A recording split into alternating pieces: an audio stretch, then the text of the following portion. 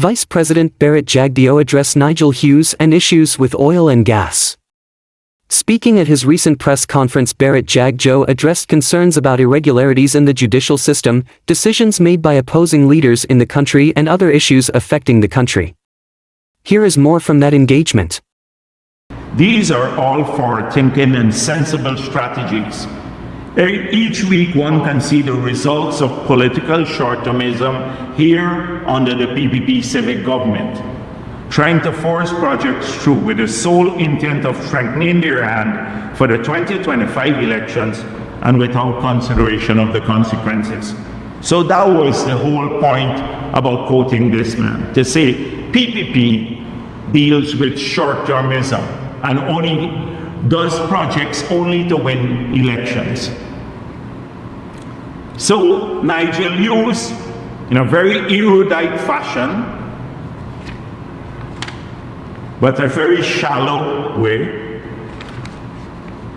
he quoted the element of the article and then says, this is precisely what the AFC called for at their national conference on the 29th of June 2024. 10 to 15-year plans, etc., agreed on by all political parties. A national plan which transcends political cycles and political parties. We also need a state planning commission.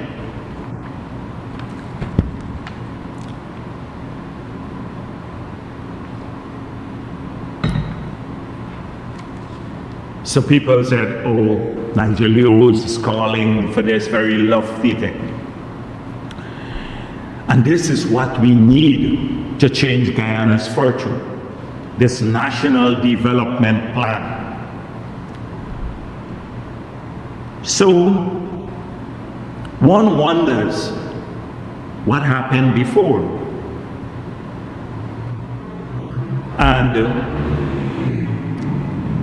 in 2011, when they were contesting the elections, APNU and AFC, they said they had a national development plan.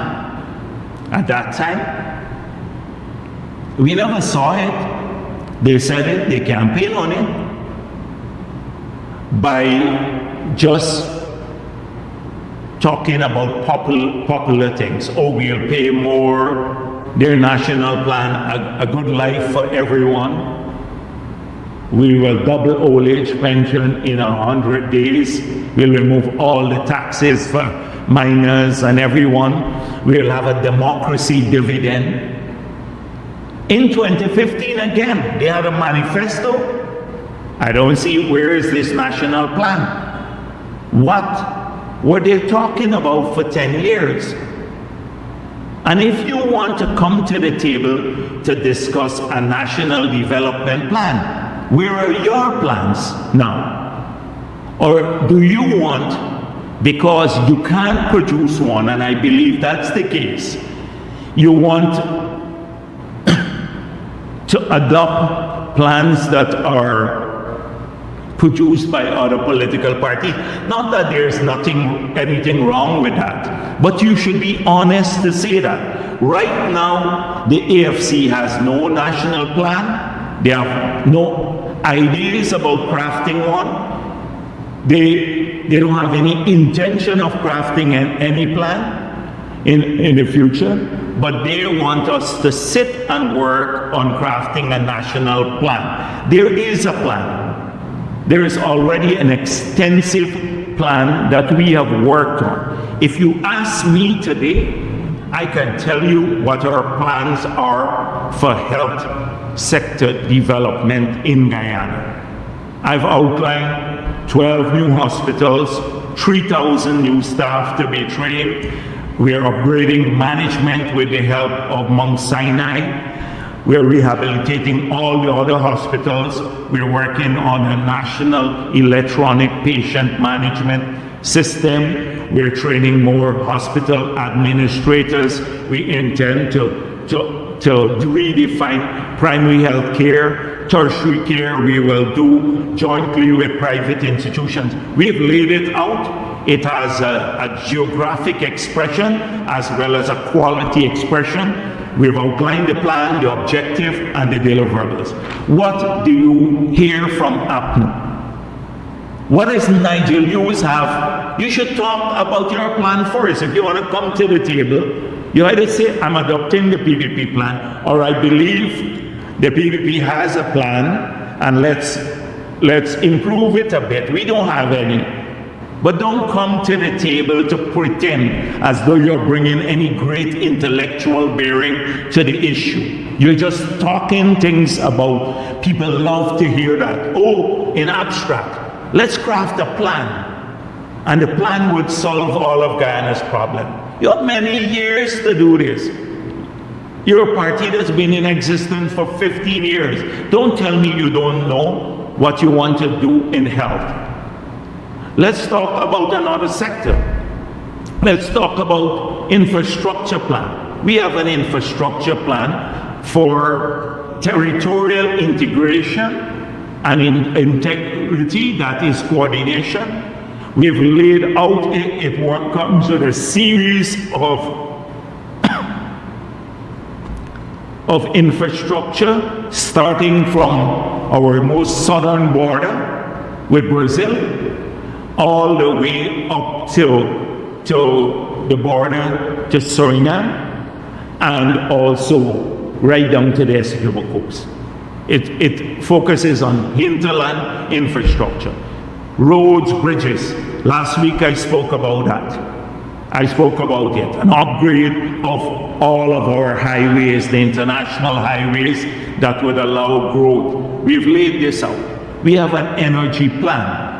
What is your infrastructure plan for roads and bridges? You complain about one bridge the PPP is building, but where is your plan for this? You built a bridge in Morocco that's crumbling. Where is your plan for highways and for the bridges so that we can drive, our people can drive containers and throw the country without being stuck on the road in traffic jams that last 5-10 hours or whatever, and that they can move around this country to do their business easily. We have a plan for that. We've laid it out.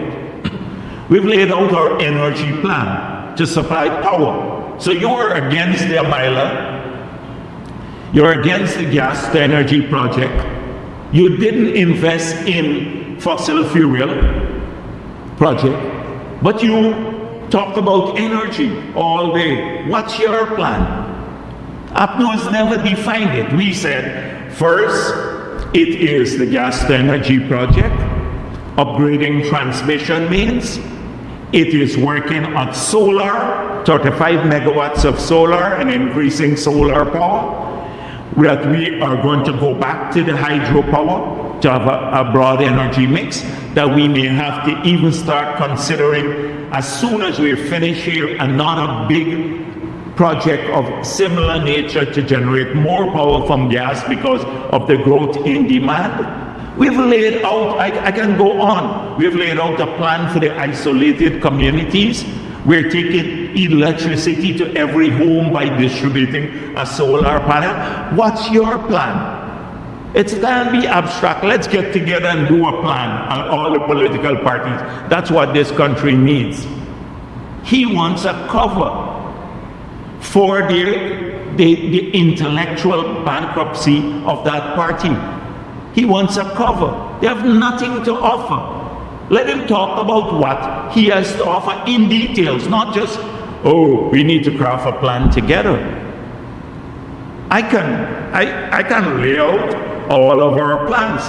ICT, Cathy Hughes had the major role to play.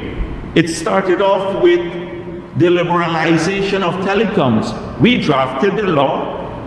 Remember, they privatized the telecoms in Guyana corruptly, no public tender, and then they gave a 40 years monopoly to the company. We sought to end the monopoly. We brought in Judicial, through a loophole in the agreement because it didn't cover cellular. And then we drafted the law to end the monopoly. They came into office, the law was prepared. They passed the law, never liberalized telecommunications. In fact, they put a tax on data. And this was Cathy Hughes now in charge, the wife of Nigel Hughes. What has happened? Soon we got back into office, we liberalized the sector. We are giving more permissions to land more fiber optic cables. We left $17.2 million earned from the LCDS for them to do the hubs. Cathy Hughes was busy going on opening hubs using money from the LCDS that they approached. But of course, didn't do much there. So what's your plan? We've laid it out. We're encouraging broadband technology right across this country. Access. Look at how many people now in the past 4 years have had access to cheaper bandwidth and cheaper telecom costs and more speed. That means more data access.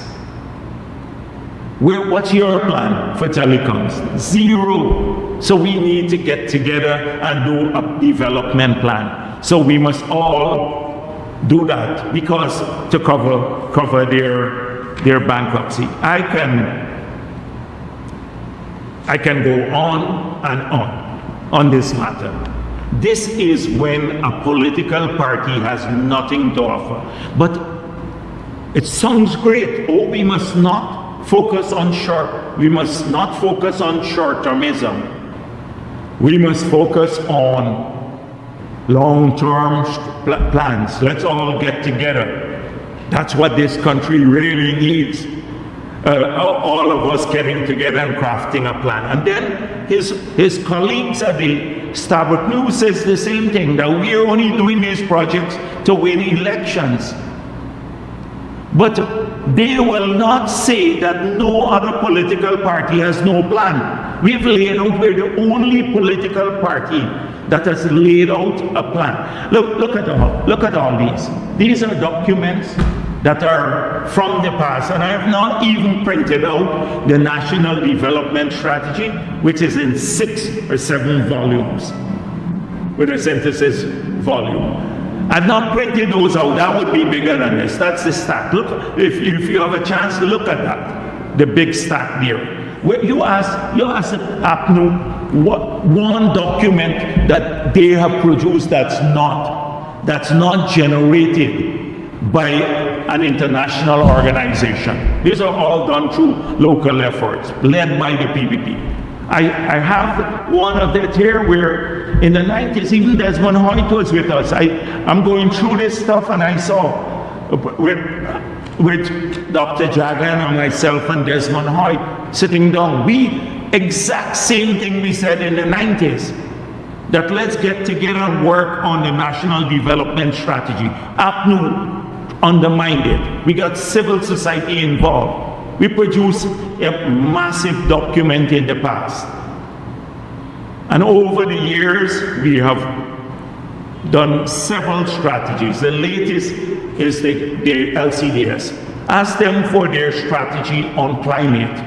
They took money that we left, money from the LCDS that they opposed, and paid for the development of a green state strategy that's practically useless, done by external consultants and organizations. Nothing indigenously developed. We have laid out a low carbon development strategy, earned $750 million now, already in these short years, although 2 years was affected by COVID. In 4 years, earned or signed an agreement for $750 million.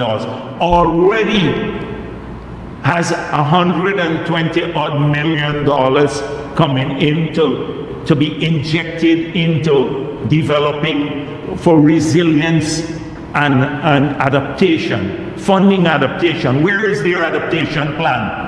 We have an adaptation plan. I can lay it out for you for climate resilience. Where is their adaptation plan? Zero. And although this very same plan, they're funding the LCDS, I told you already, 242 Amerindian villages in the first tranche of resources got 811 projects funded from them. They got their colleagues in the APA trying to sabotage the funding there, because they know that those projects are changing lives in the Amerindian communities. This year is another tranche for these communities will get. That's our plan. We not only conceptualize, develop the plans, we've executed the plans, and they're bringing benefits to thousands of Guyanese across the country. Imagine the adaptation measures I just told. We'd have thousands of acres, hundreds of thousands of acres of land becoming arable, and farmers benefiting, the Amerindians benefiting, all of us here in Georgetown, etc., will benefit too from ability to manage water better. That's our plan. Where is happening? So Starbuck News should be shameless to say that the PPP operates on the basis of short-termism. We have laid out all of our plans in these areas. We laid them out in our manifesto, and we have no apology for implementing what we laid out. We said we'd get cheaper electricity, and we are laying out a plan for cheaper electricity. We're rolling it out. We said we want better world-class healthcare, and we are doing that. We said we want to train more people, and we have 50,000 people on scholarships, and we're doing that. So So we're building new highways. We wanted to liberalize telecommunication. We're implementing what we said to the people. You're calling that short-termism? And then our opponents have nothing, absolutely nothing. They made a mess of Guyana in the past, and again in the 5 years. And I will tell you the same Starbuck News story. I'll tell you how much of a mess they made. And you're accusing us of short-termism? We are the only party that's laid out plans that go beyond election cycles, that look to the long term. And so Nigel Hughes wants us to get together to develop a plan. It's hunky-dory, let's all sit in a room. He brings nothing to the table. They have nothing. But they want a cover because they can't produce a national plan. Look at their position on oil and gas. Every week it changes.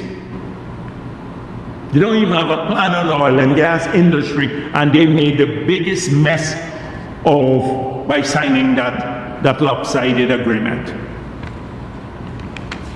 So he doesn't have a plan, but guess what? Guess what? He wants us to share out the money, not all the money. So you don't have a plan to produce wealth as yet. How do you produce wealth in the long run? The same thing they're complaining about the short-termism. But he says, oh, this oil money, we must distribute it by law. Give every Guyanese citizen some money. So this is another post that he made. A long one now. So I suspect his employers at Exxon gave him this document to see how much money Guyana is earning every hour from our royalty and taxes. So he wants us, he calculated on that basis, they calculated how much we'll earn this year. And he wants us to give it out. We haven't earned it as yet for this year, but he wants us to give it out. We're only halfway in the year, but he wants us to spend this money. That's the first thing. And I suspect the same thing that Exxon probably might have been trying to do when they had one of their propagandists come and talk about, present this information and talk about our budget as though they were funding the full budget for Guyana. The $1.1 trillion was all funded by Exxon revenue. And we had to point out that all of the revenue we collect from Exxon can only fund less than 30% of the budget. This point gets lost on Nigel Hughes. But in his eagerness to please ExxonMobil, he repeats how much money we are earning per hour from Exxon. What he didn't do, he didn't calculate how much money we're spending per hour. And let's look at, so he says, who is getting this money? Calculated is who is getting this money. So let me give you an idea of who is getting the money. Nigel Hughes. Because this is not the courtroom where we believe he could make a statement and get away from it. Now you have to justify your ignorance here, or lack of knowledge. So let me tell you, the budget for the health sector in this year is $129 billion. The budget for education, $135 billion. And the budget, the increase in wages and salaries from 2020 to now has gone up by $90 billion. So just let's take the $90 billion more. Don't take the past, how much we're spending on wages. Just the increase for the past 4 years. Guess what? That's $354 billion in this year's budget. Guess how much we're collecting from oil in the budget? $300 billion. So you want to know where the money is going? 3 expenditures alone on education, healthcare, and the growth, only the growth in wages and salaries in the public sector, not the full public sector wage bill, which runs to $200 billion, but only the growth in it is $354 billion more than the oil money than we're receiving.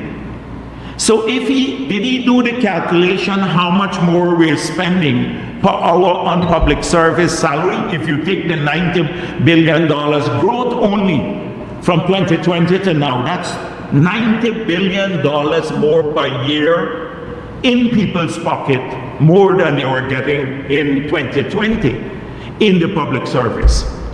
Did he calculate how much more the hourly expenditure on public sector wages? He didn't do that. Of course, I don't believe he could do it because Exxon wouldn't do that calculation. And so he repeats this nonsense about, oh, we're getting hourly rates, but then he goes on. So I looked at it a little bit deeper, and he put his foot right in his mouth again. He said, let's pass a law and say that we must save 10% of the money that we get from oil and gas at a minimum. So if we were to look at the sliding scale, in maybe 2-3 years' time, we'll be saving not 10%, but 50% of the revenue nearly. 50%. Because once you get up past, on the sliding scale, past a threshold, the rate of saving increases dramatically. Should look at the law that we pass and the sliding scale. That's one. And then he says, oh, let's put aside 10.5% for for the cash. Give that to cash, everybody. 10.5. You got 1.5. Exxon give you that number from oil now, and it's. I have it here. Exxon, no 1.5. It says the payment shall not exceed 10.5% of the annual transfer to the NRF.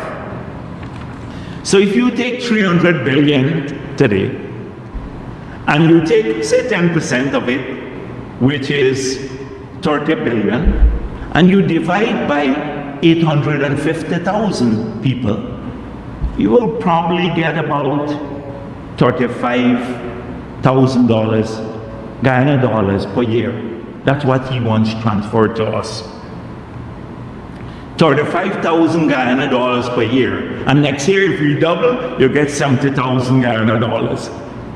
And he believes that that is the great proposal that we must implement now. We must pass along. Some of our people will get much more than this, significantly more than this that he's proposing. But he believes that this is how we must operate. You know why he's saying all of this?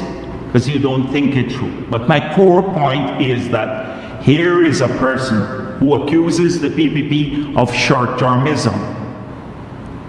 They need a development plan. They don't have one to generate wealth as yet, to generate diversification, to create future income for our people. But he has a plan how to distribute money, spend money. It's an old APNU thing. Don't forget about generating wealth for the country. Let's think about spending it. And I can tell you in great detail about how I want the money spent. So what about the years that we don't have any money? Or what if oil prices? There's a prediction now that oil prices could even fall because of oversupply. What if it comes down in the future? What are people going to be left with? So they're very convenient about changing their positions. Starboard News didn't look back to see what they said when they're in government. So this is what April 18, 2017, Trotman said, government unlikely to make cash payments to citizens from oil wealth. And this is what Trotman said, people just sit back and don't believe they need to do anything but receive, and spending habits go bad. That's what Trotman said, that they're not going to give no money from the oil wealth because people would sit back and believe they don't need to do anything and the habits would be bad. This is one of the leaders, I think chairman of his party now. So he would complain too. He doesn't have a position on renegotiation. Patterson saying, oh, we will support the government on renegotiating. Trotman said now, then, oh, he signed the contract, now he's changed his position. He may change it now. And the only thing is that you're out of government, so you change your position when you're out of government. But this really betrays their true feeling, what they felt at that time. They were not going to give a cent of oil money to ordinary people. So that was in a Starboard News article. The Morar Waves scrap taxes instead of giving oil money handouts. The idea of handing out oil money to Guyanese continues to get low marks from experts such as Finance Minister Winston Jordan and Investment Fund Manager David Pollard. 24th of July 2019, they spoke about people getting a feeling of being entitled. That was their position then. 22nd of September 2019, Granger pushing high standard, pushing high quality education, no room for handouts from oil money. This was their position then. Now, they don't have a long-term plan. He wants us to get involved in a long-term plan. Starbuck News accuses us of short-termism, but they got a plan to spend money. No plan to develop wealth. Nothing about any other sector of the economy. So this tells you a lot about the nature of these parties. They make declarative statements that sound very intellectual and very lofty and very inclusive. Oh, let's all get together and develop a plan for Guyana. Oh, it's a great idea. And I don't have a problem with us doing that, but you have to be honest about it.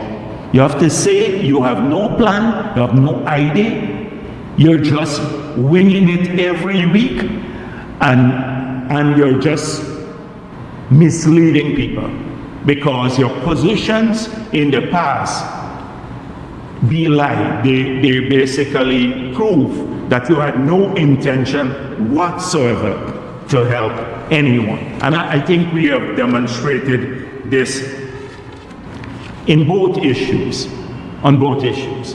So the same Starbuck News now should go back to their own article to see how far we've come as a country.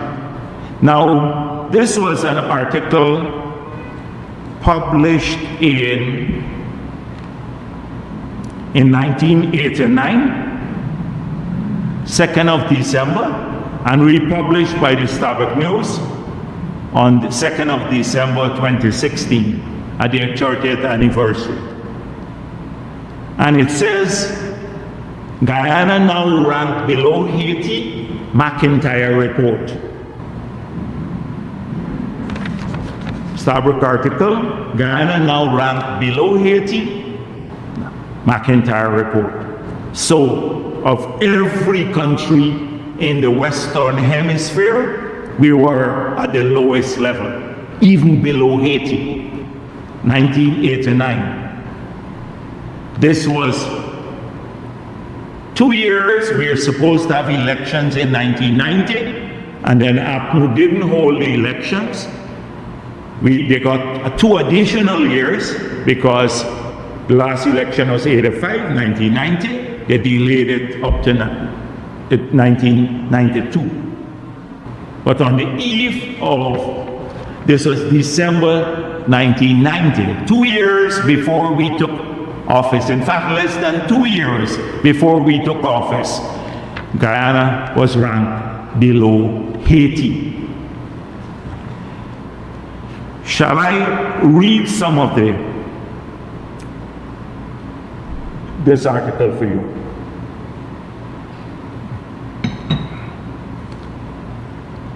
Guyana has slipped below Haiti and now ranked as the poorest country in the Western Hemisphere. This is the startling conclusion in the just released McIntyre report, which also says the country needs a political system which encourages the participation of all Guyanese in a recovery program. At that time, you recall, we didn't have any democracy. We didn't have free and fair elections. The document is the work of a Commonwealth team headed by former CARICOM Secretary General, Mr. Alistair McIntyre. The mission spent over a year analyzing the state of affairs here, and its recommendations circulated in the Parliament this week by government attempt to point the way forward. The mission also found that the steady economic and financial deterioration of the country has led to people leaving the country at a rate of about 1,000 a month. This rate works out to about 3% of people of working age leaving the country each year. It puts inflation at 50% per annum and unemployment at 40% of the workforce. Government excessive control of the economy, which limited the role of private initiative and investment, also contributed to massive migration of Guyana's best and brightest, the team says. The grim financial and economic data apart, the report says the greater loss has been the deterioration in the physical quality of life of the population. Average incomes have fallen since 1980 by 50%, and hunger and malnutrition have grown. So let me read that again for you. The grim financial and economic data apart, the report says the greater loss has been the deterioration in the physical quality of life of the population. Average incomes have fallen since 1980 by 50%, and hunger and malnutrition have grown. Homelessness and vagrancy have become major problems, and the poor spend most of their time looking for food, the mission fund. You hearing me? You wouldn't believe this is Guyana we're talking about. That homelessness, vagrancy, the poor people spend most of their time looking for food. That's the Guyana we've come from. That's it. It also feels Guyana is among the most heavily indebted developing countries in the world. And the team says it's likely that the indebtedness works out to about $2,500 US for every man, woman, and child. At that time, you were earning $25 a month. The average wage was $25 US a month. So if the debt per person, every man, woman, and child was $2,500 US. Just imagine how many years you had to work. You're earning $250, basically $300 a year, US dollars. So how many years you had to work if you had to clear the debt alone, if you take all their income. This was Guyana. And people forget this. Where people are searching for food, homelessness, and vagrancy. This was a McIntyre report. McIntyre was a former CARICOM Secretary General and headed a Commonwealth team. This was their finding on Guyana. This was at the end of APNU 28 years in office. Less than 2 years before they ended 28 years of managing this country. And that was the end point. That's what they left us as a legacy. Homelessness, vagrancy, the poor, massive amounts of homelessness and vagrancy, the poor spending time searching for food, 40% at the minimum unemployment, 50% inflation, $2,500 of debt, nothing. Or below Haiti, our income level was below Haiti. How come? This is the legacy of this political party that would have you believe that they have a great track record. And what did they do in the 5 years? They didn't do much better in the 5 years. So every improvement that we've seen in this country, today we're the fastest growing economy in the world. Our per capita GDP is probably the highest in this region, if not already the highest today. So from the lowest, today is the highest. We got rid of the debt. Most of the debt, even before we started producing oil or getting income from oil. Long before that, our debt became more sustainable. We were one of the fastest growing economies. We'd gotten rid of most of the homelessness and the vagrancy because we gave out 100,000 house lots. We had 60,000 new houses in this country. People started finding food. They started finding employment. That's not short-termism that I hear about. That's because we're planning. Healthcare improved, everything. Cut inflation rate to single-digit inflation. We started reducing the balance of payment deficit, the fiscal deficit. Interest rates came down from 40% for even mortgages to now 4 or 5% for mortgages, so you can own homes. That's what our tenure is about. And you say short-termism. That's the PPP's stewardship in office. And they defined the starting point. The Starboard News defined the starting point. So we didn't only work to win elections. So what if we work to win elections and we do what we promised the people? They don't even ask the AFC. Look at their own wishy-washy position on this whole conflict of interest.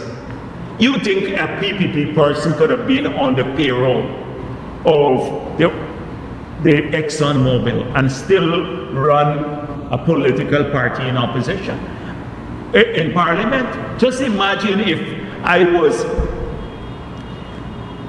was part of on Exxon's payroll when we were in opposition. Just imagine that. And I noticed Nigel Hughes calculated, or had Exxon calculate how much taxes we are collecting per hour. I wonder what's his rate per hour at Exxon. He didn't tell us that too. Maybe since he's so transparent about everything, he should release what his law firm charges, the rate per hour for work to Exxon. Because he is being paid, he's on their payroll. And you think we're worried about him? They have no plan, they don't have any track record. They have no plan that we've established that today. He knows that. He wants somebody else to do the work for him because they're incapable. His party is incapable. Not that they didn't have opportunities to. They're intellectually incapable. And it's not because the AFC has this pretense. And even PNC and the PPP have greater, but we just don't wear it on our shoulders. But both parties have a greater intellectual depth than this AFC, this make-believe, and this pretense at sophistication. And it's laughable. It can fool a few people, the pretense of sophistication. We saw it from Cathy Hughes, and it runs through the whole AFC. Pretense at sophistication. So, we want a national plan developed, and all the parties must get together. You tell us what your plans are too. We'll get together. We want that to happen. But you need to tell us a bit more about what you're thinking, not the kinds of positions we see every week. We have seen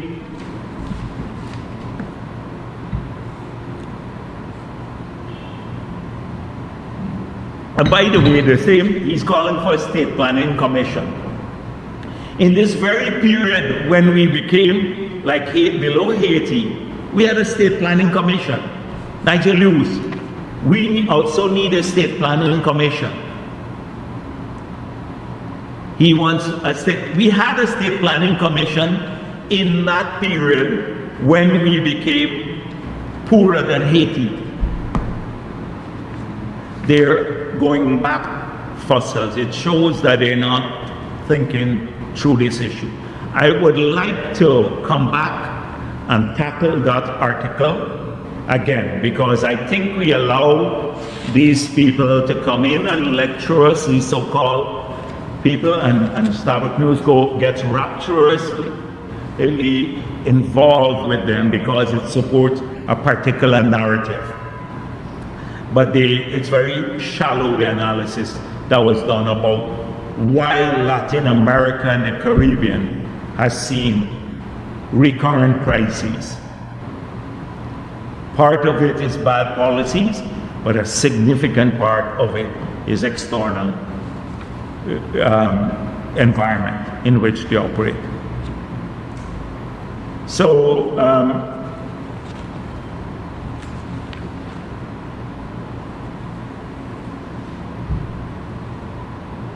I'm extremely pleased that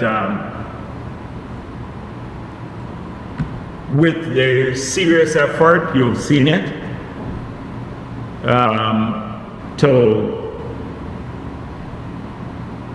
tackle the security environment in the country.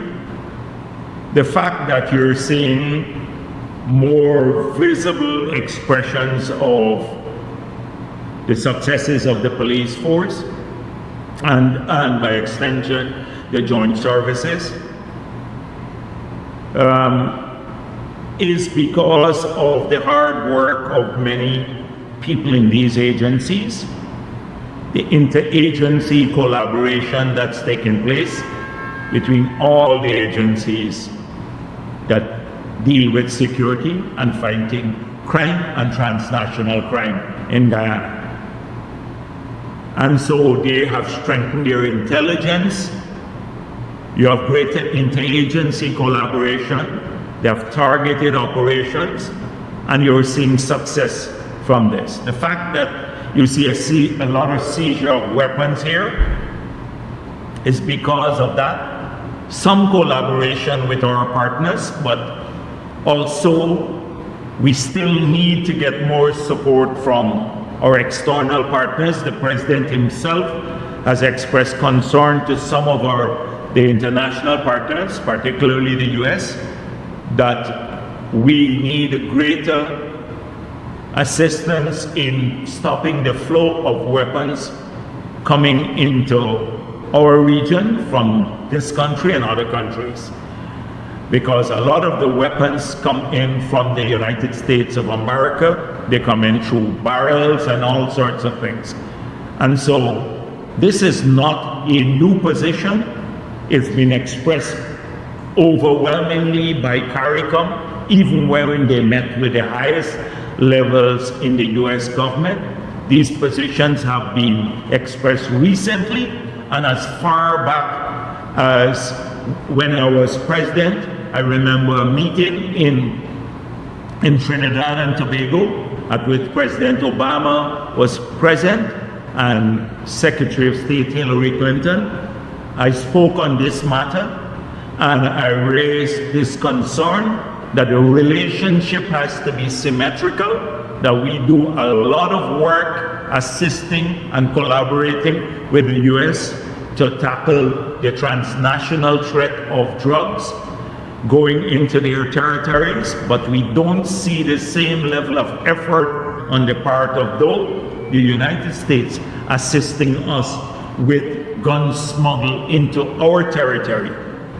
They knew this was a problem raised by Mexico, etc. And since then, even at the highest level, President Obama, we raised this with, and Hillary Clinton at that meeting. I personally raised this matter there. And it continues to be raised by CARICOM, and President Ali himself has expressed this. So we need that assistance and enhanced collaboration in this area too, but you've seen more and more work being done in this area, and it will continue.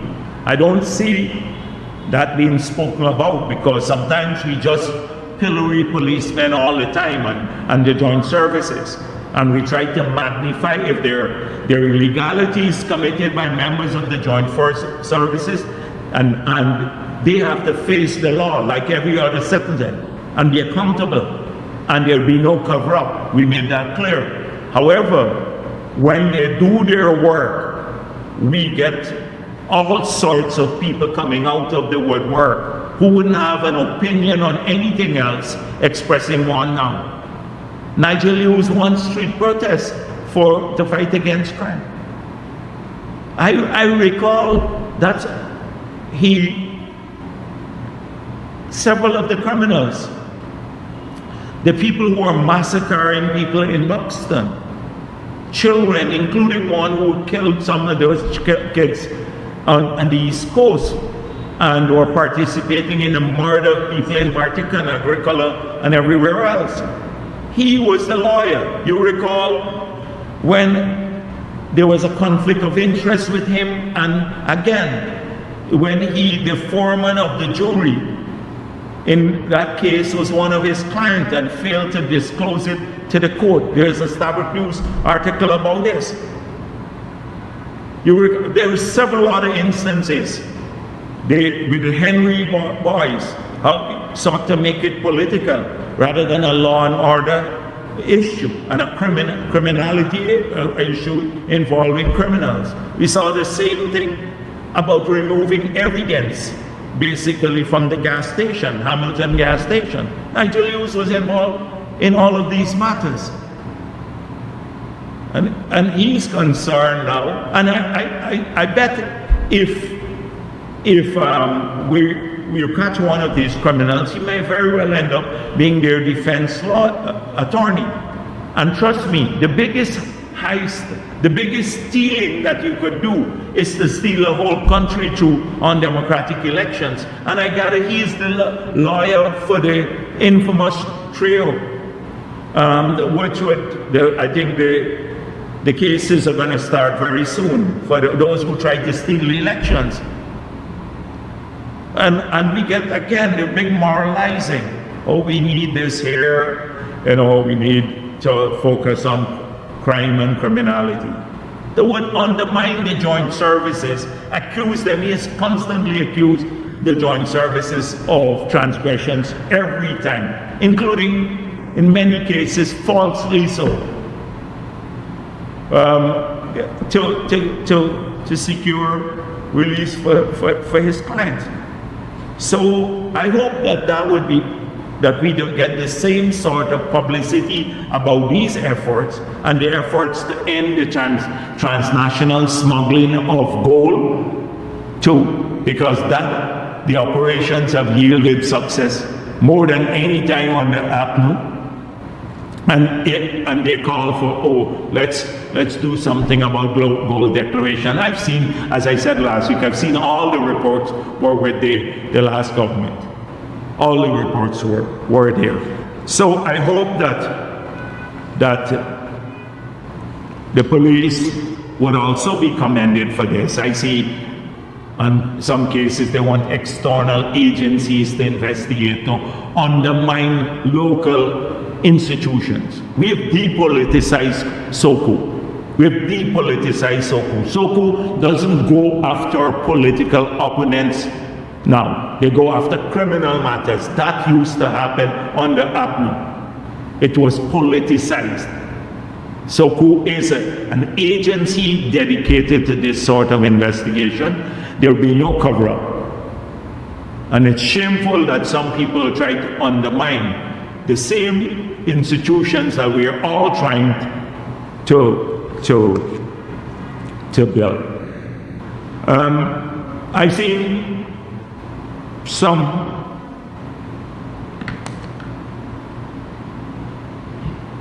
funny headlines. WPA, do they still exist? Warns against snap elections. And you get an article about that. They're just a waste of time party. Now we made it clear there'll be no snap elections. How many times do we have to say this? And the president of this country will call elections. But to get relevance again, warns against snap elections. And they get a big article in the Kaicho News trying to fill their place, the space with anti-PPP propaganda. The newspapers. Kaicho News again. Norton open to coalescing with AFC in 2025. What is this about? Is this news? They were coalition partners all the time. It's not like, anything new. This is just nonsense. They're going to get together. Anybody who has any sense knows that they will get together and for the elections, and both of them together, they're going to lose together. Whatever, they're going to all get together and lose together. Because we're not worried about any candidates, Nigel Hughes, Norton, or anyone else that they may want to run as presidential candidate. People, they have defined themselves already to this country, and people don't trust a word that they say. You think you can walk around the market and say to people, you're not doing so well? It's true, maybe in many places people don't go to the markets anymore to shop, because many of them, and we have to look at that, because many of them are shopping elsewhere. because the income levels have grown. So people have to readjust to that. Not because things are getting worse. So they think that and the racism is not going to work. They lost a big potent tool that they have. So what kind of story is this in the Kaito News? Oh, they're open to coalescing with each other. Sometimes I read these newspapers and I say, oh, you don't have anything to write about? You write about the obvious all the time. Guyanese must get more from new oil project, Patterson, but they're trying to say how. But what else do you expect from a party that signed the agreement? The chairman of the party signed the agreement. No, the leader of the party, I think, was that at that time, saying, I'm getting confused. The general secretary of the party was signed the agreement, and the chairman was the lawyer for the other side. What do you expect from a party like that? They're going to try to. And how come Nigel Hughes said he's not going to talk anything about oil and gas anymore, but he's busy talking about how much taxes Exxon pays? It's very instructive for a man to say, oh, I'm going to leave everything to my committee to talk about oil and gas on policies. But he is talking about what his client is giving to the government of Ghana. It should tell you a lot. And we've seen the people come out. Anand Gulsaran has come out back, all of them, they're getting activated. I told you about the lunatic fringe and the hostile groups that are to the PPP. So they all surface at once. They're going crazy now. I saw Elizabeth Hughes wants to know, Nigel Hughes' sister in a letter today wants to know about the control center, how much it's costing. They got worked up because some story about some transformers that came into the country for the gas to energy project came in. The Alfred Boulay says, oh, you didn't need these transformers if you had gone my route to do solar. But you need other things. You need you always need transformers. And you need other things, control panels on solar, and you need inverters, you need battery storage. Up to now, I challenge him and Glenlal to give us a proposal for base load power from solar, that 24 hours power, and what it will cost cents per kilowatt hour. Of course, he was right on one thing, that it's 22 cents per kilowatt hour, and that is why in his letter, we said we are going to we're working towards a 50% reduction to about 11 cents per kilowatt hour when the gas to energy project is completed, which will be half of what it is today. So he came out too. Then you have the Anand Gulsaran. So just imagine this big long thing. Starbuck News, that carries this man as an independent columnist, should read back what he wrote here. And this is a person who talks about there was no breach of the Procurement Act when he got the contract to do the forensic audit. So the first thing he said, oh, these were not audits, this was a kind of stock taking. I don't know about stock taking, you get it large. He's come from an auditor general to do stock taking now in these ministries. If you listen to every word said by every minister and every member of that government in the past, Soku, the ministers who spoke in Parliament, you check the Hansards, they describe what he did as audits, not stock taking. So to get away from the violation of the Procurement, the Audit Act, which says only the Auditor General or the Public Accounts Committee can approve an audit. He's decided now to call the audit he did a stock taking. So, disingenuous. Cleared out for everyone to see what it's about. And then he says, was there a breach of the Procurement Act? There was no breach of the Procurement Act. So, considering the above, listen to this carefully, how this person, Anand Gulsaran, got these contracts to do audits. Now remember, the law says only the Auditor General or the Public Accounts of Parliament can approve these contracts, not the Minister. That's the law of the country. But listen to the following that he wrote, and it will tell you a bit about what took place on the APNO. Considering the above, the Ministry of Finance decided to request chartered accounting firms, as well as individuals with the relevant training and experience to submit proposals for undertaking these special audits. Now we'll go from stock taking at the beginning to special audits.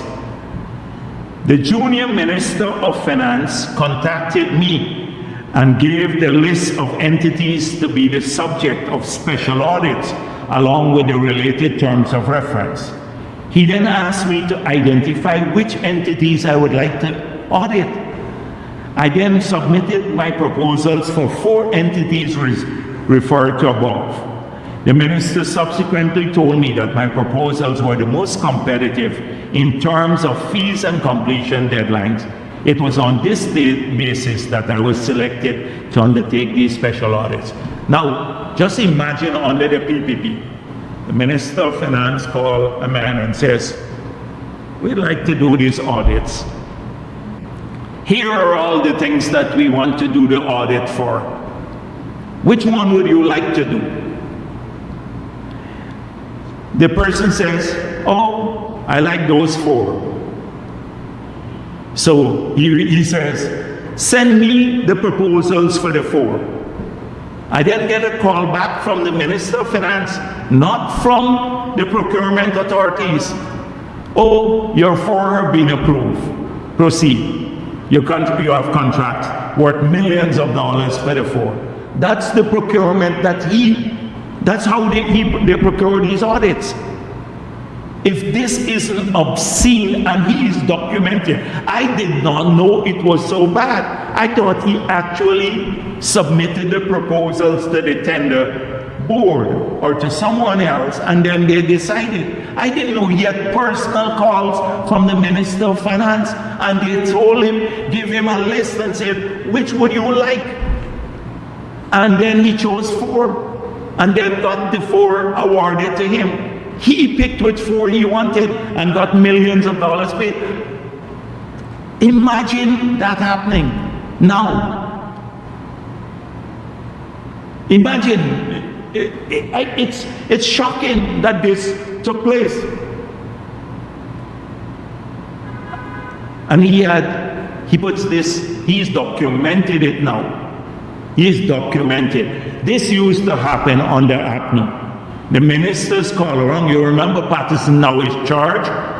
He took an unsolicited bid to the cabinet, got the cabinet illegally to approve it, and then for $150-something million, and they awarded the contract. You had to go to ministers all the time. There was no procurement system. Now they complain, oh, it went to the tender board, there's a breach in the evaluation. There was no evaluation here. There was no evaluation, there was no public tender, there was no selective tender. The minister called him and gave him a choice what to pick, and then gave him a contract to spend public money worth millions of dollars. And why did they call him if he didn't have, and he had a preference to choose which ones he wanted? As an individual, he didn't have an audit firm, an accounting firm. You had to be really close to APNO to really get that treatment. to be called by the minister and say, pick what you want, boy. This is how we award contracts. And this is what he wrote. And this is not unique to him. This is what happened. And why do you think they're all getting so worked up? I'm sure you would find a similar situation with the GHK lab, who writes all the time. You'd find a similar situation at the Gold Board. And that's what they get so angry with the PPP for, that we cut out their runnings. They cut out their runnings. So all the principles, oh, we're opposed to Exxon, now goes out the window. They're opposed to the PPP because of this. And you will examine, I will show you the link that the GHRA had with the government at that time too, and how much they earn from the government through consultancies. I can, almost all the organizations and the preferences that Red Trade had. Why do you think they're opposed to us? That's why they're all gonna come out of the woodwork to oppose the PPP, because this is gone. You can't get a contract like this, get called by a minister, not handed a contract anymore, which they grew accustomed to in the 5 years. And that was their plan. But that doesn't get written, because that was great procurement. That was the perfect procurement that we had on the app. Worked well. Not the ones that we're trying to do now.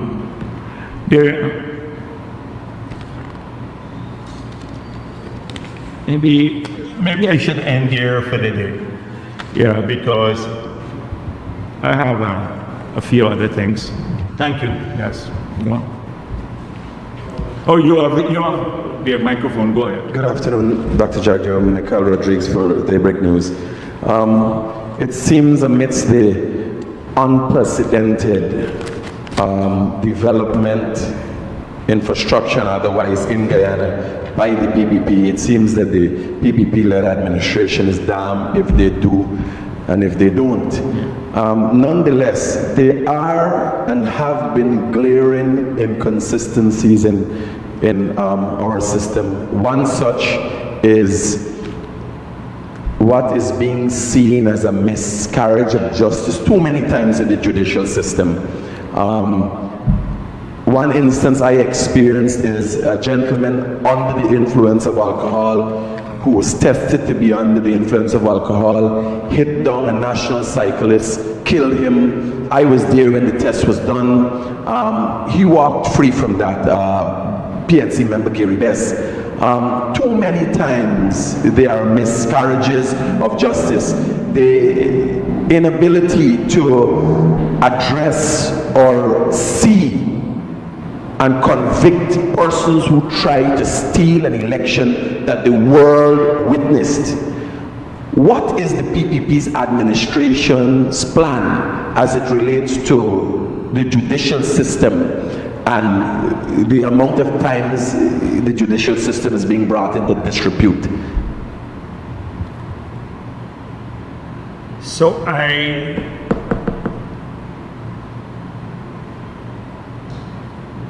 I don't want to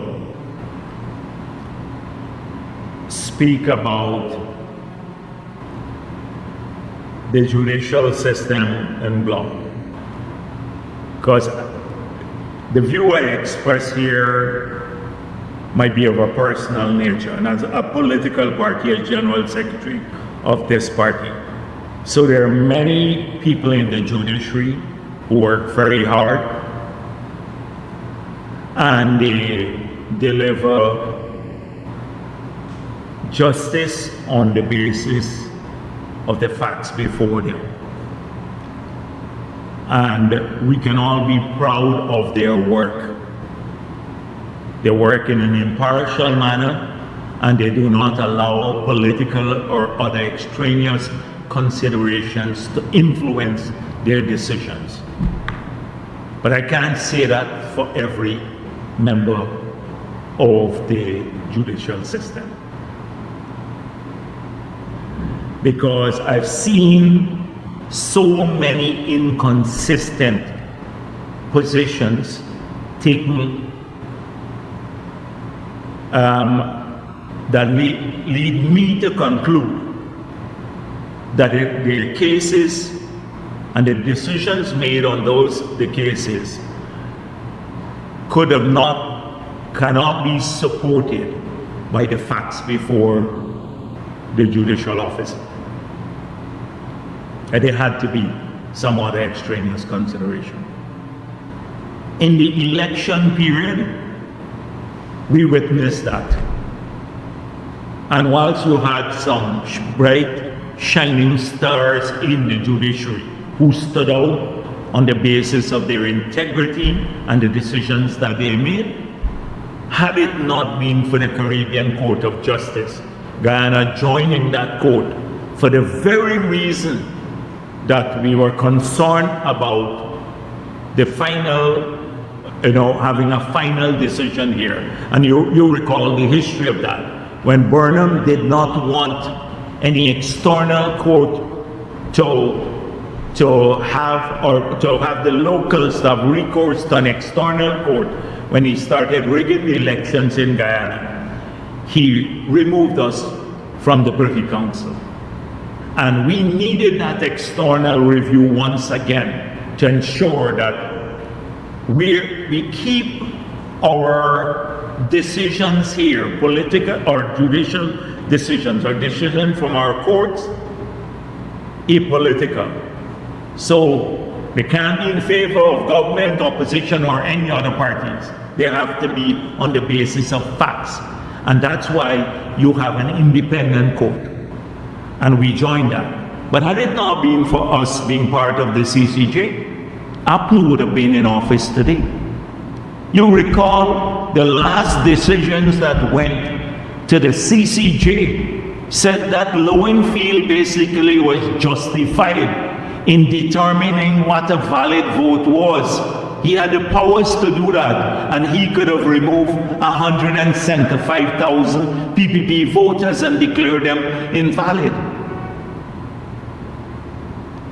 That was the last decision that left our shores and went to the CCJ.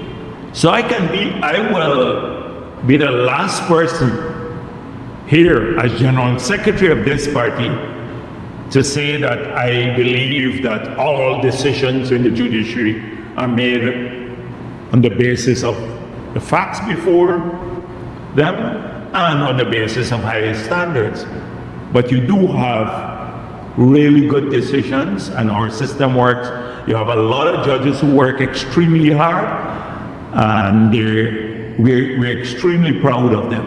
Now with the addition of additional judges, 10 new judges, we expect the workload to be lightened, and we expect that the Constitution be complied with, that decisions are written up within 4 months of conclusion of the case.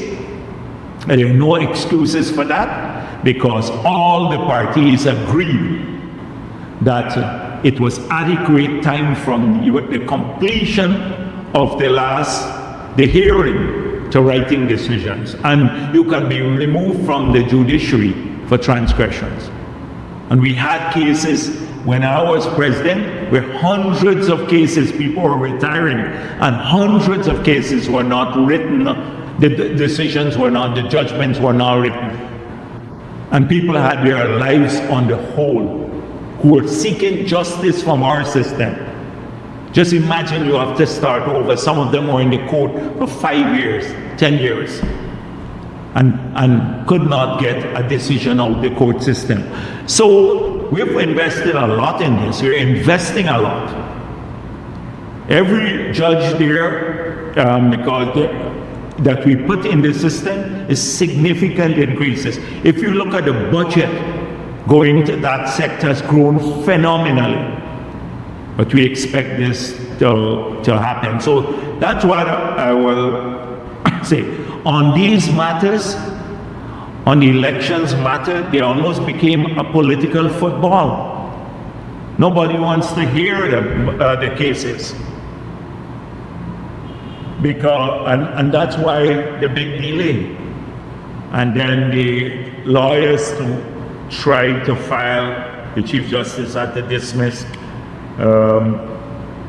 something before, I think, the High Court, because they said that GCOM might release some minutes and they shouldn't release the minutes.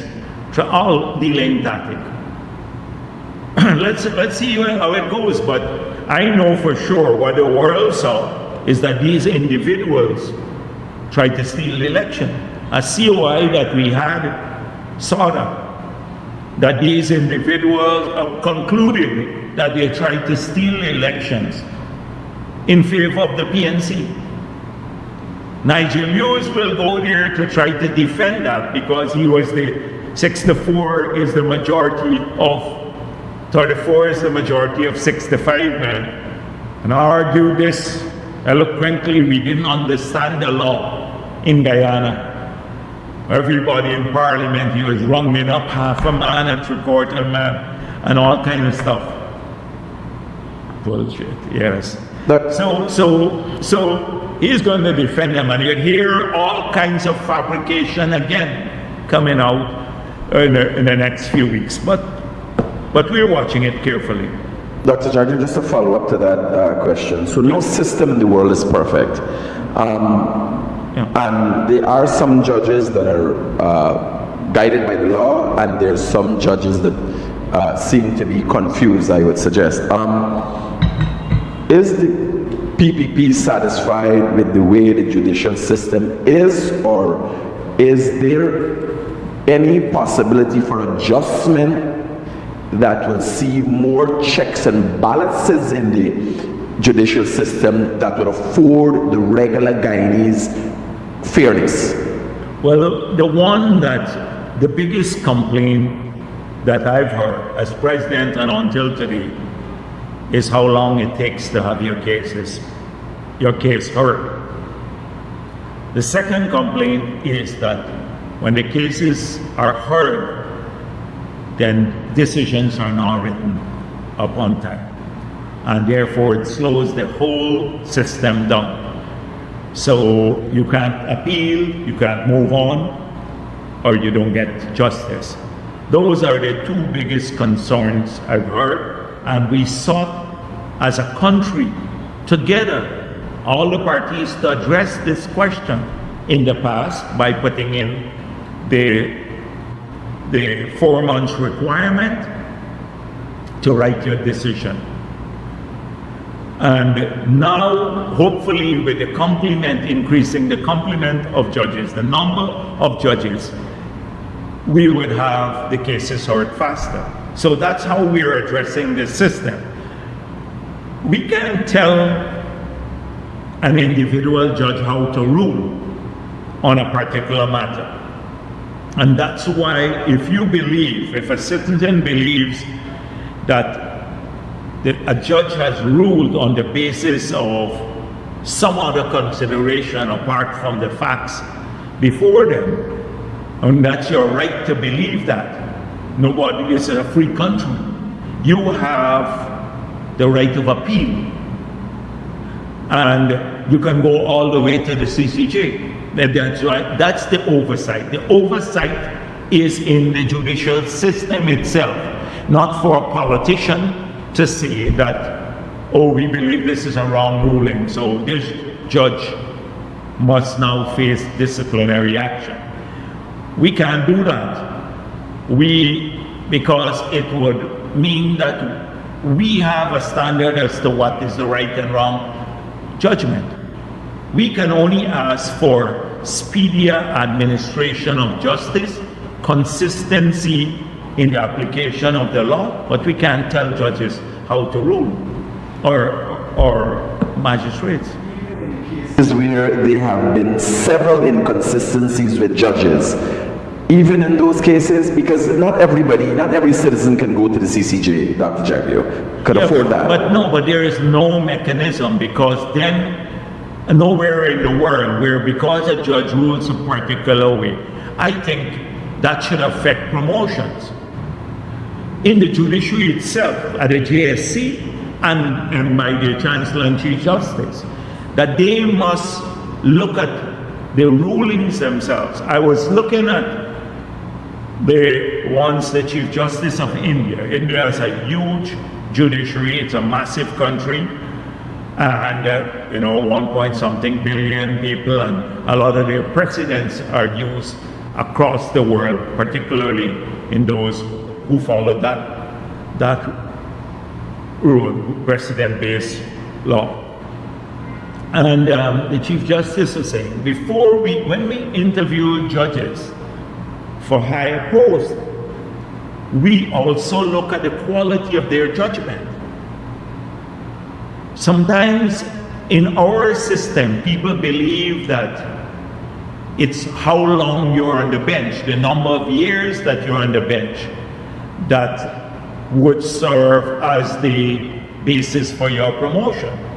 So maybe the judiciary should consider that itself, the JSC and the top post, the Chancellor and the Chief Justice, when they decide how to promote people. But that's not a consideration for the executive. The executive arm of the government cannot deal with that. So if you feel aggrieved as an individual, then you need to go back to the court and make your case, and even at a high level.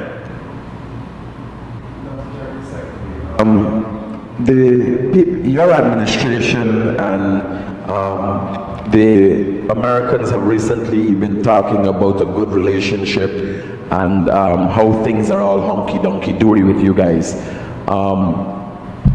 While sanctions were brought against 3 individuals in Guyana,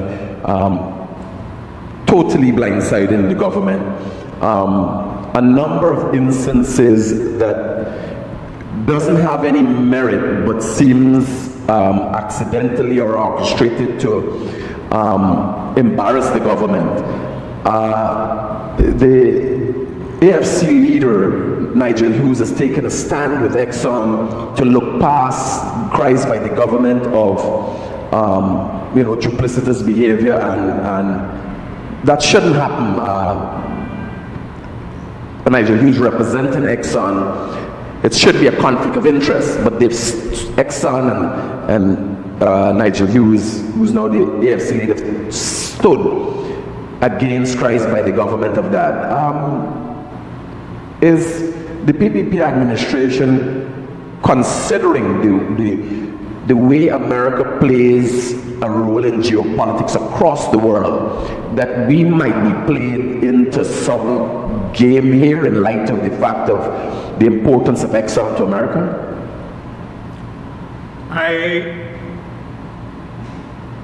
I support the view that our relations have grown enormously, and that we have a really great working relationship with the US government almost at every level. We've had the US unflinching support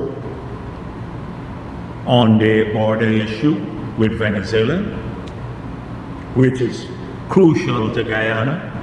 We've had collaboration in the security sector on fighting transnational crime, particularly drug trafficking. We have had a series of US investors coming to Guyana who have been investing here, unlike in the past when very few US investors were here. We have had a large number of US contractors have come and gotten business here.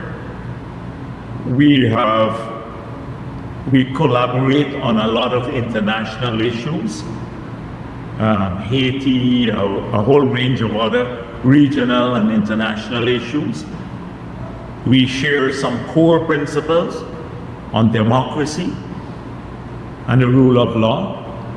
We have excellent relations in many other sectors. That doesn't mean that on every matter we'll see eye to eye.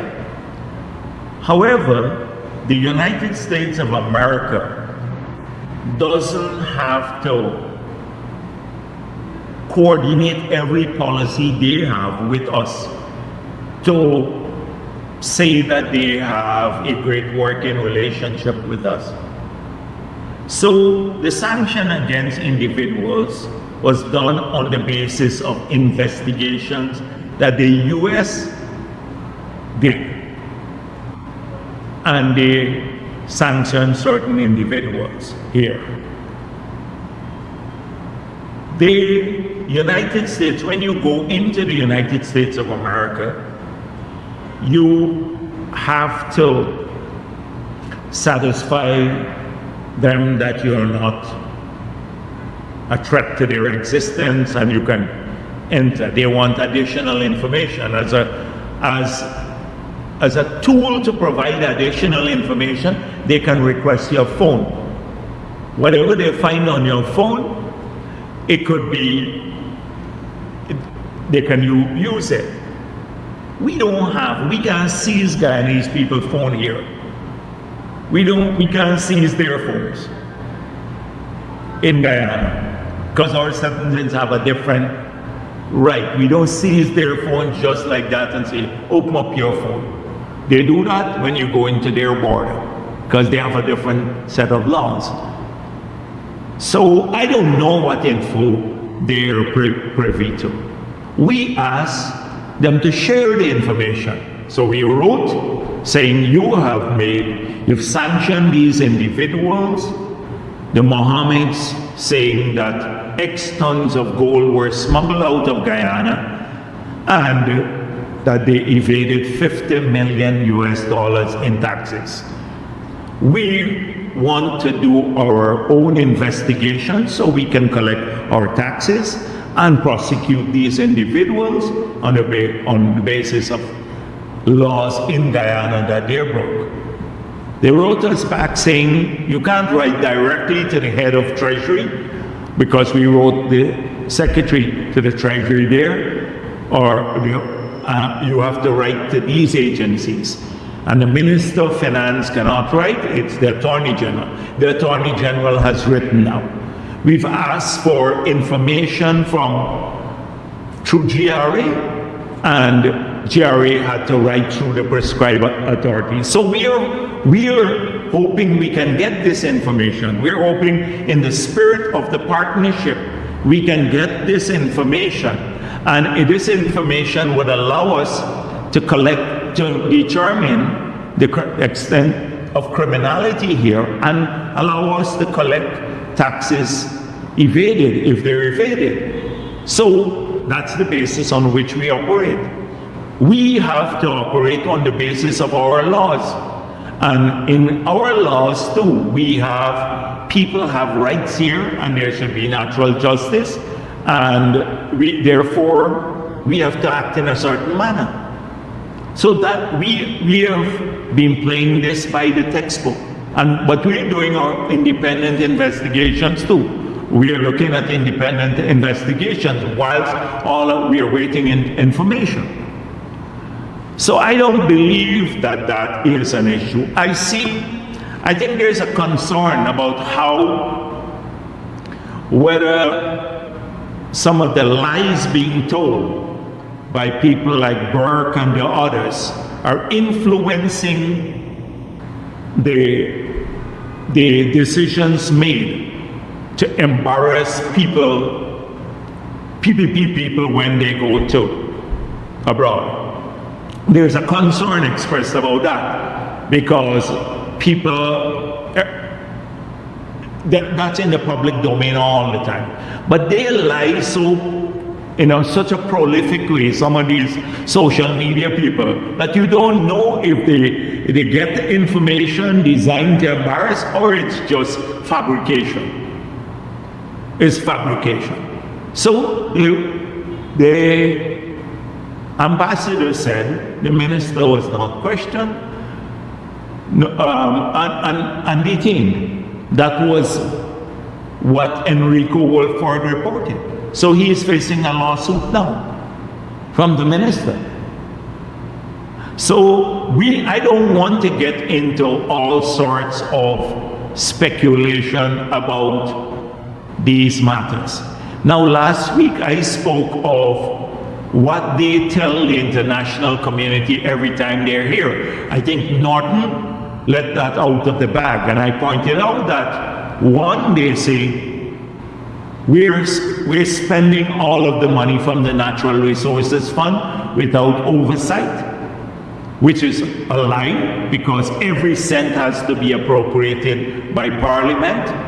Two, they complain to the US about inflation in Guyana, and that is the party that wants to remove subsidy, and they complain to the US that has a higher rate of inflation than we have. They expect the US to tell us how to deal with inflation here. They complain to some of the other donors, not just the US, I say that. They complain how we're in bed with the drug traffickers, but they did that before. That was in the 2015 period, that's what they say. Four, we're involved in corruption. Five, we discriminate against Afro-Guyanese, and there's no equity in the distribution of the assets. And they come, for example, if you tell a US official who comes here about equity in distribution, I pointed this out, I can make a case to any official from any country, including the US, that we distribute our assets as a government more equitably across race and politics than even the United States. So they complain about the obvious. So I don't know if any of that has any bearing on these matters, but we'll investigate that. So we're an open book on these matters. We're an open book on these matters. What we will not allow, though, is because their complaints are the same everywhere. And we are not allowed them to go without having a position. And we're not going to be lectured to by anyone who observes a worse position in their own country and then come and tell us what to do here. So this is it. If we assess that it's political, then we deal with it differently. But I'm not going to get caught up with this. I notice you asked me two questions, and both might be related to you personally. That you got a judgment from the court, and the second one, somebody said your visa is denied. both cases, and just thinking about it, I realized that you had a great self-interest here on these matters. Yes. Robinson, around the region. Dr. Jagdeo, recently the Minister of Education spoke about the St. George's School of Sciences. Listening to her, the format is very impressive in terms of what the new school is supposed to be doing. I didn't get that, sorry? The St. George's School of Sciences, which used to be the St. George's Community High School before, but it's a new brand new school now. Listening to her with the number of science subjects that will be done there, the students specifically being streamed for future science-related field, will we see this as a new format in terms of as they prepare students for science and technology?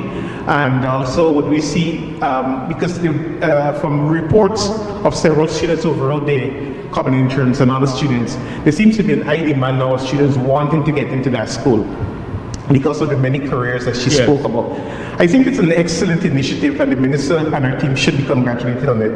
But what I want to know, would we see more of this type of school being created, maybe business, maybe other fields?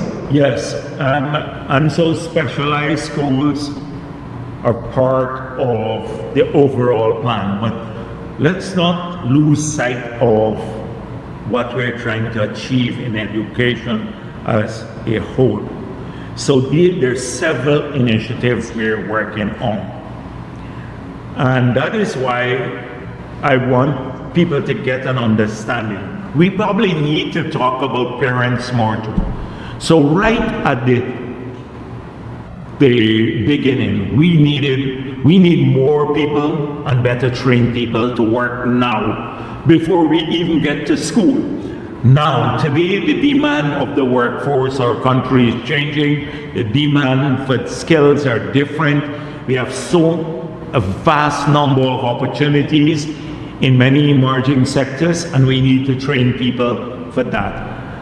So we have embarked on this massive training program, the 50,000 that I told you, with all the reform of curricula, the short-term skills training, the creation of new institutes, etc., like the ones I mentioned in Barbados. That's the first element.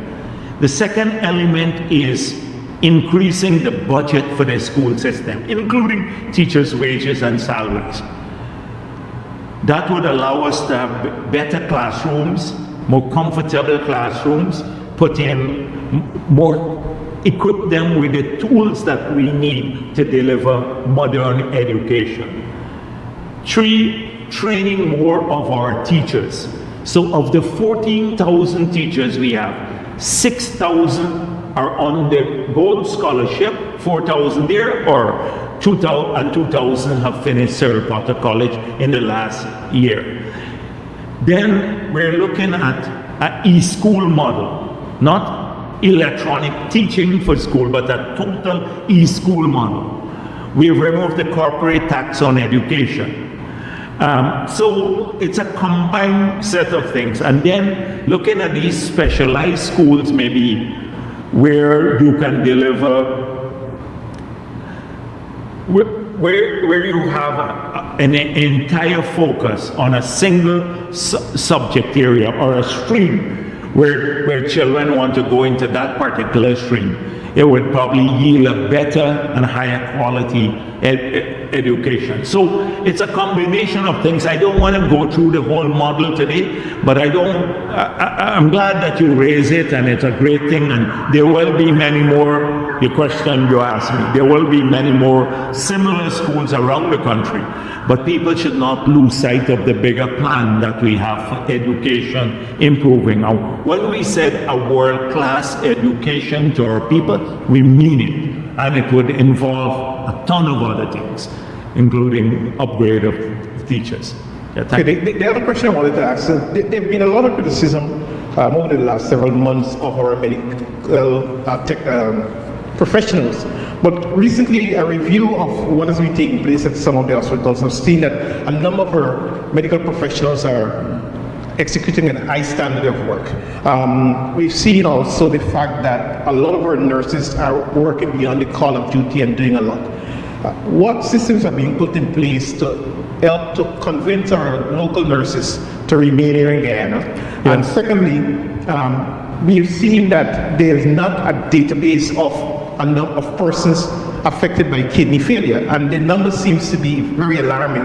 Recently I sought to get some numbers from the hospital, but there's no available numbers. Would a database be created of number of kidney patients here in Guyana, and also would more resources be placed towards treating kidney disease, which you see now seems to be in the high increase?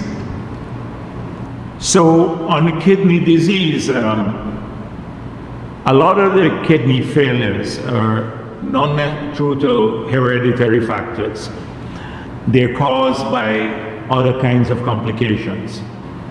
So this is why a big focus on lifestyle changes. And that's why I spoke about primary health care.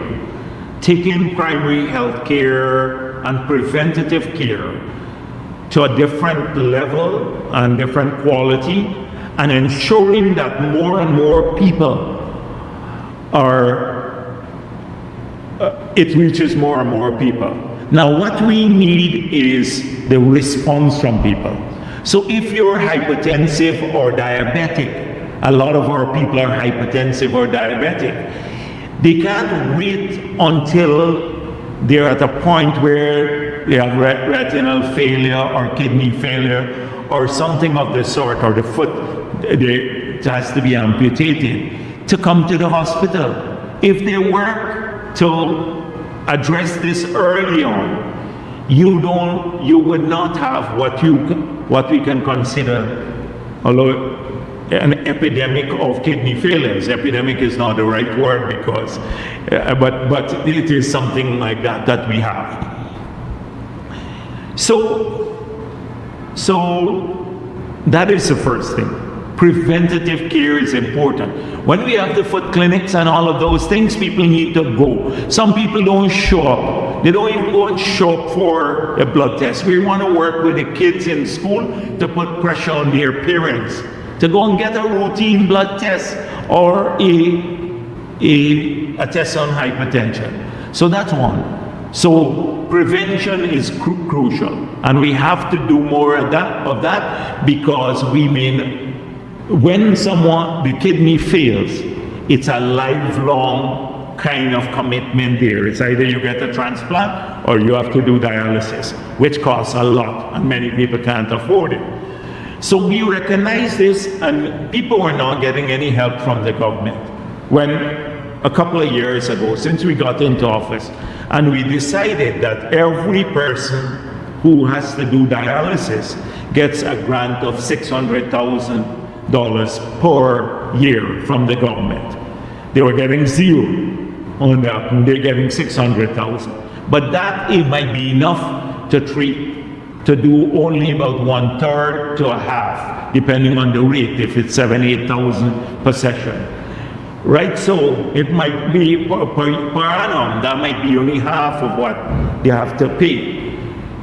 So anyone now who is going in for diabetes should get this grant. Regardless of database or no database, they will get it. If they can prove that they are doing dialysis, they will get the grant. Okay? So at that time we had about 600 when we were looking at it in the past. They had a database that was given to us about 600 persons when we developed this initiative. So, but right now, regardless of the budget, the sum we budgeted, if you're doing dialysis, you will get the grant. So, and what was the first? Oh, the nurses and stuff like that. Yeah. So we're gonna have to increase the working conditions, improve the salary of all of our professionals, teachers, nurses, etc. And it will go up in future years. You're gonna see a steep climb in the future years. We can't do it all at once. There would be that improvement there as people are trained better, etc. We want our people here. In the short term, we'd have to recruit some people, but I believe that ultimately the benefits would have to be increased to keep people there. You're competing with a huge market out there. People are finding, these big countries are just coming into the small countries, not just Guyana, and plucking all of the people and taking them away. The big countries, because they don't do any training. We would spend all of our money on training someone, and then they come and they just collect the nurse or someone else, and they're gone. They don't spend much on training. They bring people in from abroad to work there, so they don't have that expenditure. But you have to live with this, and we live in a free country, and people can freely move. A lot of the people, when they go, I've spoken to some nurses and others who went abroad. It's not all great there. When they look at the cost structure of those societies and they realize that the rentals and other stuff that they have to pay and other escalating costs, they're not doing much better in many cases. So we are hoping ultimately, and I want to say that sometimes people don't say this enough about our professionals too.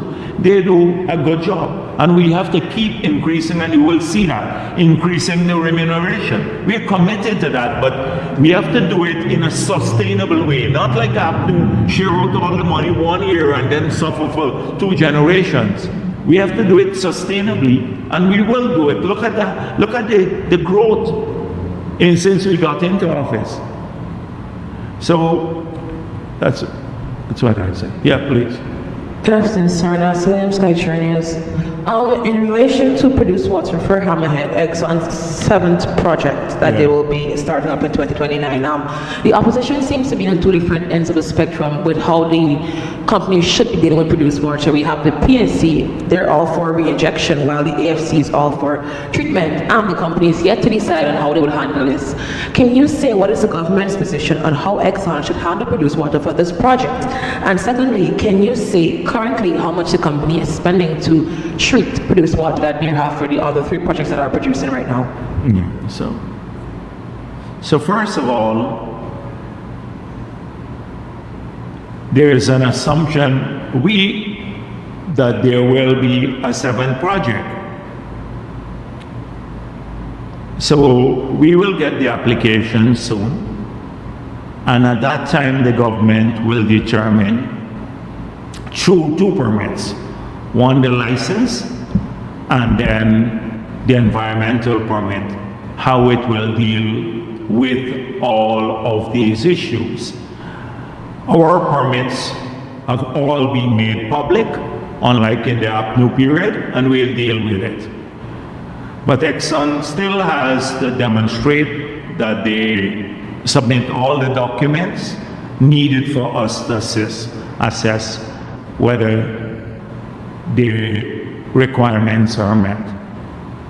On the 7th project, we are yet to determine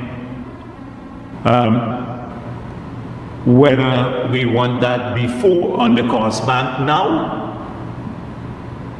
ahead of any consideration of, or not consideration, but clarity on how we're moving with the monetization of the gas project.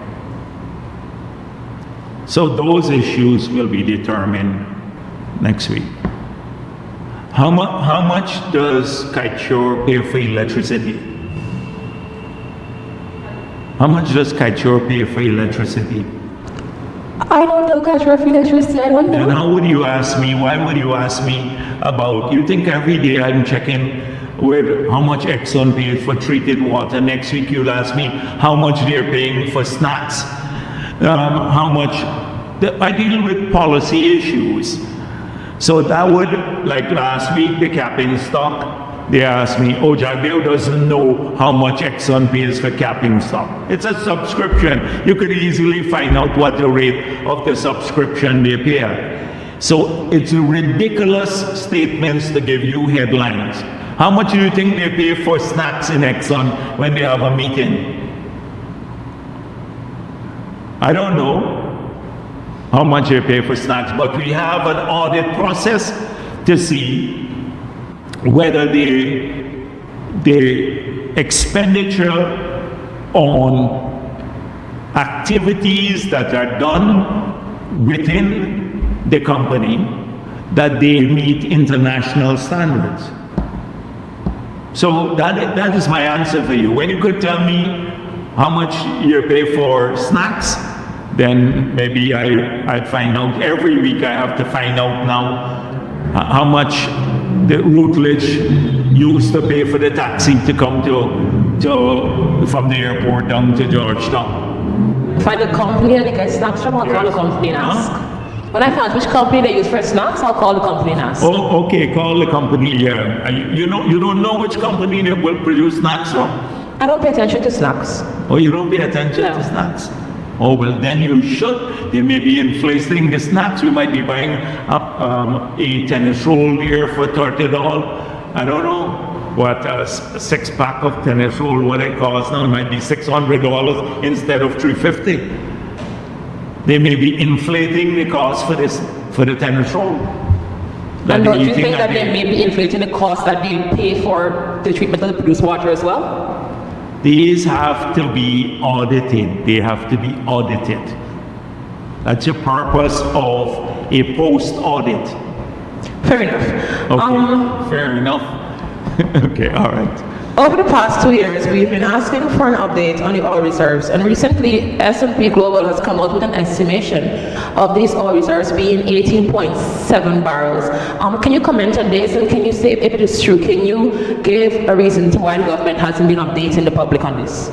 So the last report we had, remember I told you every quarter we get a report? I hope you recall that, or you recall. So the next report is due within a week, maybe 1 week from now. So the last report had the level of reserve that we gave you. Let's see if this one will update the reserve. So when we get the new report, which is a requirement that the company has to fulfill, that is quarterly report, and it has to also, in that report, speak about updating reserves. At that time, we'll tell you what the figure is in the updated report. It has also said that the US $2 billion guarantee can take care of an oil spill that impacts Guyana, TNT, and Venezuela. Can you say where do you stand on this? And do you think that this can be done given the amount of money?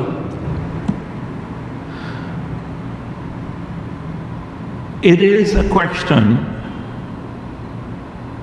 that would all become redundant as soon as we pass the law that we are working on, because the law would obligate Exxon, and not just Exxon, but any, including the shipping companies, to take care of all the liabilities associated with any spill. The cost of cleanup, as well as the economic damages done. So I don't want to speculate here. For example, if it is, assuming there is a blowout, and you can get into the ridiculous, and we have the capping stock in the country now, as you recognize, and it's very costly. I think you know what it is now. It's a massive piece of equipment, and if it's deployed immediately and you have 50 barrels of oil spill, then the 2 billion would be far more. They have insurance, then they have the 2 billion parent guarantee, and you have the assets of the company to do recovery. It might be more than adequate. But in any case, that will be a moot issue once the law is passed, because the law would override any guarantee or any agreement. I hope that Nigel Hughes' party will support the law. Do you have any updates to provide on the audit findings at this point in time? Audit finding? No, I'm not reporting on audit findings here. I will not report on audit findings here. And finally, sir, when do you plan to join the rest of the world, the oil-producing world, in capping the interest rates charged by the oil companies? Oh, I'm not dealing with that. That was dealt with 1 million times before. Yeah, that's a old question that's been dealt with 1 million times. You still got your text coming through? Glenn, I'm not sending you so I think he's not sending any text. Oh, you got the text, no? Yeah, I got all the text. Okay, all right. Yeah. All the text. Good afternoon. Right, Given OMA's past track record with the cyanide spill and the environmental damages so caused, they have returned. What was the procedure there to reconcile ties between OMA and Guyana, given what happened in the past? Well, it's two different companies now. It's two different companies, but so they have now returned. OMA has now returned. It's a different company, different ownership, very different ownership. Put in place by the government to prevent, these companies damaging our environment and then leaving. Yes, yeah, but our laws are clear on that matter. Our laws are clear. The legislation is clear, but it's not a return of OMA. It's just a totally different shareholding. Thank you. I heard you mention, that during your outreach in Barbados, you learned that people are finding trouble getting laborers and so forth. There's a view that's out there that with the fast pace that the approval of these projects and so forth, the oil sector is eating up these workers. Do you have any fear that What is the oil sector is eating up workers? eating up the workers? Do you have any fear that this could hamper some of these sectors that Guyana relying for revenue and so forth, but they don't have labor and so forth, especially in the agriculture sector?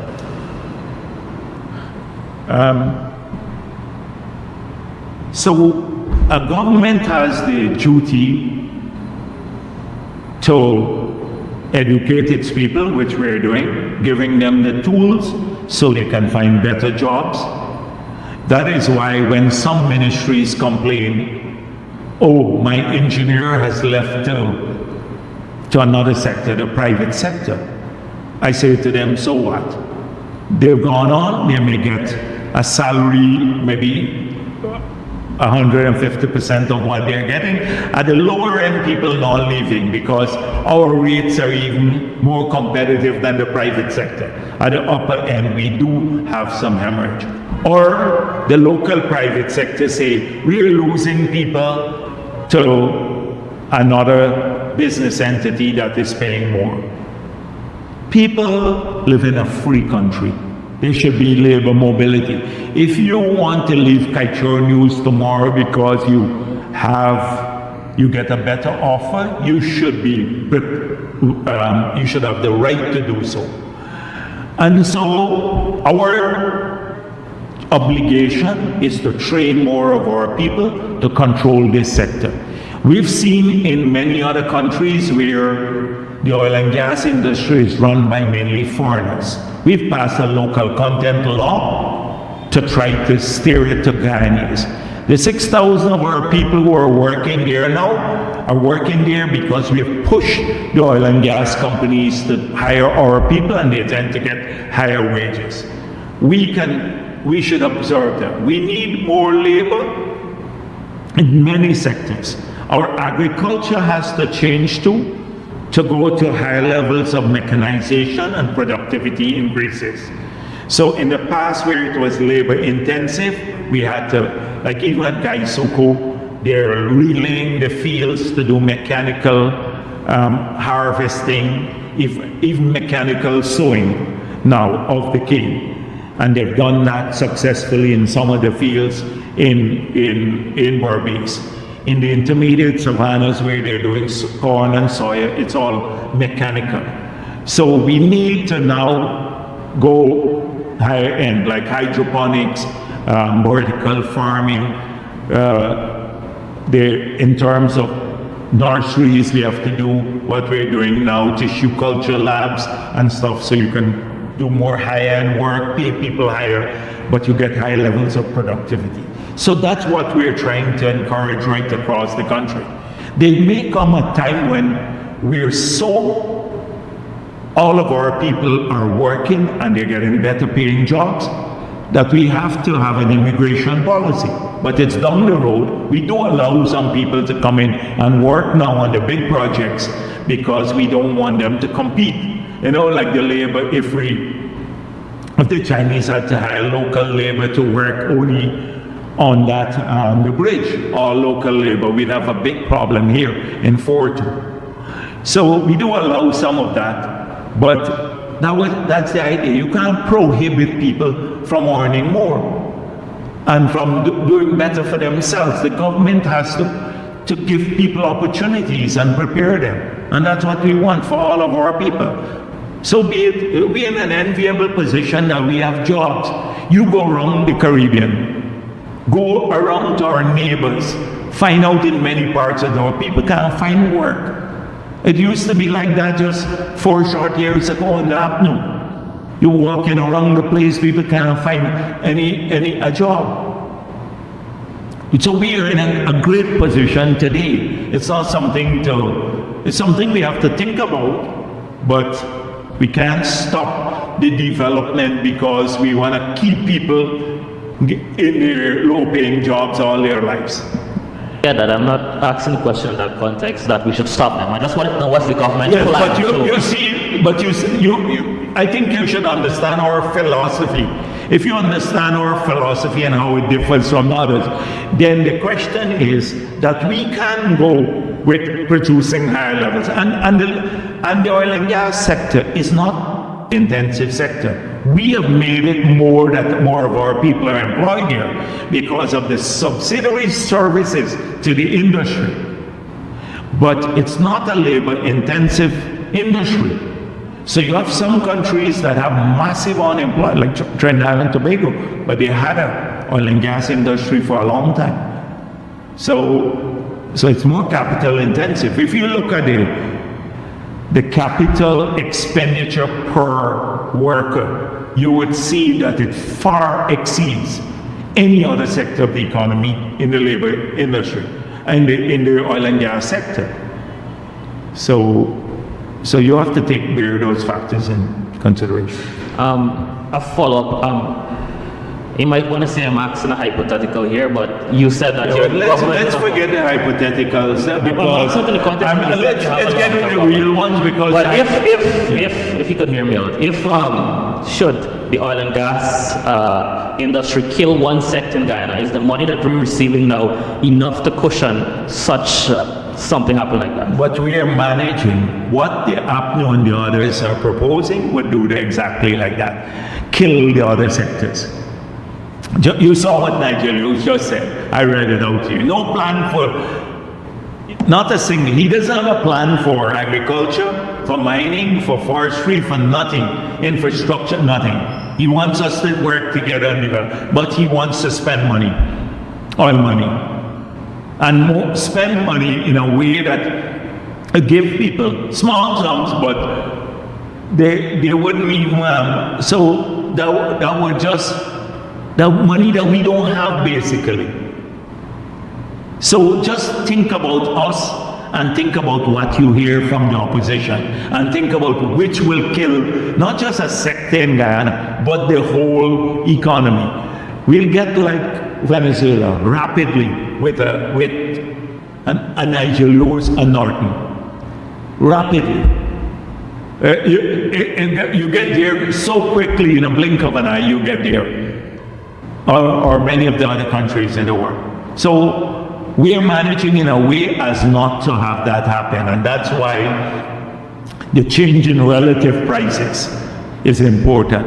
The competitiveness of your exchange rate is a vital tool, because that's the transmission mechanism through which it kills the agriculture, manufacturing sectors of the economy through the Dutch seasons.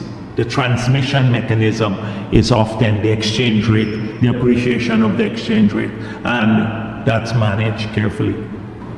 My final question, are you concerned or worried that the money that we're receiving now from the oil sector is not enough to build our own capacity to independently monitor the sector and at the same time take care of the welfare of our people? The money that we're getting at this stage from the oil and gas sector is a fraction of our development needs as a country. All of our people want their roads fixed. They want to live with roads fixed. When APNO says don't build infrastructure, you go to communities across Guyana and say to people, APNO doesn't want us to build infrastructure, so we can't do your road. They want their roads fixed. They want to be safe from flooding. So they expect you to spend on cokers, pumping capacity, etc. They want to have highways that they don't have to be stuck in a traffic jam and waste an hour of their time on the road because of a huge traffic jam with the number of vehicles that are coming into the country. So they want cheap power, they want reliable power, they don't want blackouts every half an hour. They want cheap, reliable power. They want security, safe homes and stuff like that. They want to make sure that they're not robbed, etc. by people. They want leisure time. They want the sporting facilities built so people can, have a leisure time. These are legitimate needs of people. And with all those needs, What we get now is a fraction of that. I told you already, of the 300 billion we're getting, 90 billion goes to the incremental increase, wages and salaries alone. And the rest, if you add health and education alone, it's gone. All of it. So you have to do that. There would be a time when we get to more, because we have paid back for a lot of the projects, where our revenue would meet our development needs in the sense of how much we can absorb annually in terms of projects, and we save for the future. And we're getting to that point soon, but not today.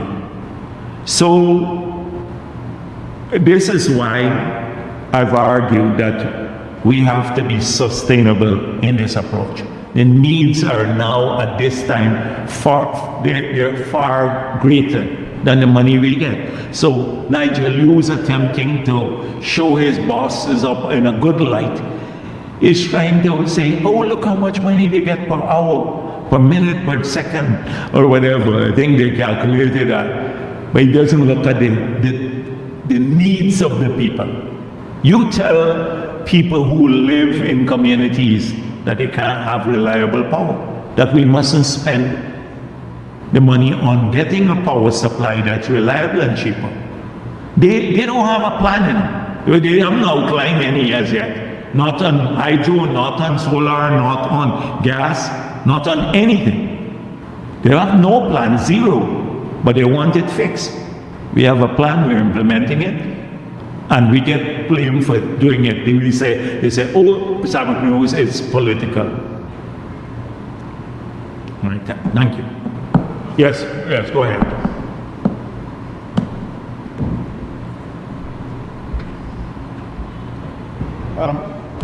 Vice President, recently the Prime Ministers of Grenada and St. Vincent praised Guyana for their support during the hurricane season. However, the Prime Minister of Jamaica recently said that no country has come to their aid with Guyana offering to assist with their electricity restoration. Is there any further assistance that Guyana has offered the Jamaica in terms of rebuilding from the hurricane, considering the significant damage that was done? So we would help based on our capacity. They badly needed linesmen, and I saw there a few were pledged to them, but we need the linesmen here too, with all the blackout that we have.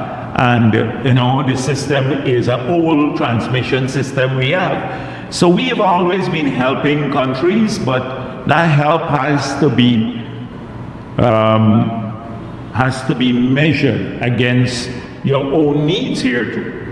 I told you one time when we didn't have much money, we gave Haiti $1 million, and at that time, in comparison to our gross domestic product, when you look at the table that the UN put out, we were number one in the world in terms of help to Haiti, in relation to GDP, contribution in relation to GDP. So we will help. We will help the Caribbean countries because this is a big problem, but the recurrent, it can be every season when you lose welfare that we address this issue. That is why we've been in the forefront of pushing for adaptation money to flow for these countries at scale so they can make their infrastructure climate resilient. So you can start putting cables that run underground, so that not every hurricane season you would have a destruction of the lines. You can start climate proofing your schools and hospitals and other public buildings by putting on solid roofs that could serve as shelters so that they don't get blown off when you have a category 3 hurricane, much less a category 5 hurricane. So that is why we've been in the forefront of pushing the world and to make sure that adaptation money flows to these countries at scale. On our own adaptation measures, we can't wait for that. That is why we're funding them. Our vulnerability is water management. And I've outlined a plan as to how we're dealing with that using our own resources, because we can't wait for international help. So we're working together. Thank you. Vice President, the high professionalism of the C division of the police force should be commended. I know sometimes the police take a lot of Thank you for commending them. but Right. they do a fantastic job and they should be commended. Well, thank you very much. Thank you. Okay. I just realized we're about 3 hours into this. Good afternoon, Vice President Kimal King. For oil now, I just want to check in on the status with CGX. CGX, it went to the cabinet today. There were discussions. The cabinet is not inclined to grant the license, a continuation of the license. However, the discussion was not concluded. So there may still be other issues that the cabinet will have to discuss, but it's not inclined to at this point in time. Okay. But the discussions continue. No problem. For Guyana Standard, the U.S. State Department, they put out their report recently on Guyana, and there was a section about corruption. They talked about the local climate with respect to that issue and advised companies coming to Guyana to liaise with watchdog organizations here, and they recommended TIGI, the Local Transparency Institute. So I'm trying to get a sense of how you feel about that organization being recommended, given your comments on them. Well, that organization is probably the most corrupt organization based on their reports that they sent up before. Misleading deliberately, Transparency International. That is the international organization. They have sent up misleading reports. It's a political organization. And we've noticed a lot of these reports that come out of these agencies, they come out from time to time. They're done routinely, and at the next meeting I can address it in greater detail. I've seen that report, and there are lots of things I wish to maybe speak about on it.